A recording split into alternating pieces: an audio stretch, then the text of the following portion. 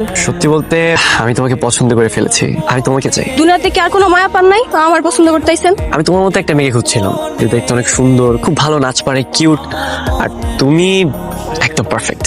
তার মানে কি আপনি আমার বিয়ে করতে চান? হ্যাঁ, অবশ্যই করব। আমি তোমাকে ভালোবেসে ফেলেছি, আর বিয়ে করলে আমি তোমাকেই করবো। এই দেখেন, এটা আমার কই লাভ নাই। আমার বাজান আমার যা কইব আমি তাই হব। আমার বাজানের লগে যায় কথা কম। তার মানে তোমার বাবা রাজি থাকলে তুমি বিয়ে করবে, তাই তো? জানি না।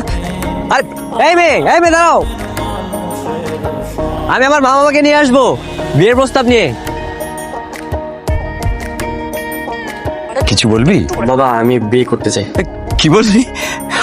আরে এটাই তো আমরা চেয়েছিলাম, এই জন্য তো আমার বন্ধুর বাড়িতে তোকে বারবার করে যেতে বলছিলাম। তুই এগুলো নিয়ে চিন্তা করিস না তো বাবা, মেয়ে আমাদের পছন্দ করাই আছে, এবং তুই দেখলে তোরও পছন্দ হয়ে যাবে। ও আচ্ছা, এই কারণে কদিন ধরে বলতেছিলা যে বন্ধুর বাসা যা, বন্ধুর বাসা যা।